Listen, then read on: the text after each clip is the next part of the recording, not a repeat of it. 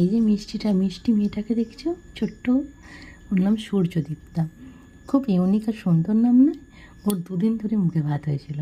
একদিন বুদ্ধ পূর্ণিমার দিন পাঁজি থেকে যেই দিনটা ঠিক হয়েছিল সেদিনকে অনেকেই নিরামিষ খায়, আসতে পারবে না বলে ওর বাবা মা কী করেছে, পরের দিনটাও একটা রাইস সেরেমনির অনুষ্ঠান করেছে। প্রথম দিন বাড়ির লোক নিয়ে খাওয়া দাওয়া হয়েছিল, তাই ওর বাবা আমার কাছে স্পেশালি অর্ডার দিয়েছিল। এটা আমার প্রথম অর্ডার। আমার খুব আনন্দও হচ্ছিলো, একটু টেনশানও ছিল যে পারবো কি না পারবো না। কিন্তু সেই দিনকেই আমার আবার হাত কেটে ফালা হয়ে গেছে কাঁচের গ্লাসে। তো ভীষণই খারাপই অবস্থা। চিন্তাও ছিলাম যে ওর রাইস সেরেমনি 4 দিন আগে আমাকে যে কাজটা, 4 দিন পরে আমাকে কাজটা করে দিতে হবে, আর 4 দিন আগে আমাকে কাজটা দিয়েছে। এবার চিন্তায় ছিলাম, কিন্তু ভগবান আছে বলেই আমার সহায়। তো কী হয়েছে, সেদিনকেই আমার বড় ননদ এসছে। ও আমাকে কিচ্ছু কাজও করতে দেয়নি, কিচ্ছু না। সেদিনকে এতটাই রেস্ট দিয়েছে, আমার হাতটা অনেকটাই রিকভার হয়ে গেছে। জল লাগাতেই দেয়নি, আমি কিচ্ছু কাজ করিনি সেদিনকে।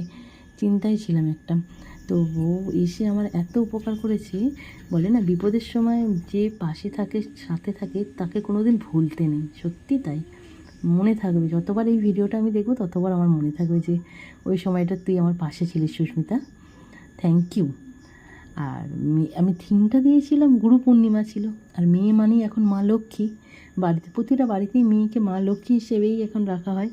তো ওই থিম অনুযায়ী আমি এটা করার চেষ্টা করেছি। তো কীরম হয়েছে অবশ্যই জানিও, ভালো লাগলে আমাকে কমেন্ট অবশ্যই তোমরা করো। এটা জীবনের প্রথম অর্ডার, আমি কীরম করতে পেরেছি অবশ্যই জানিও। খুব আনন্দ হয়েছে আমার।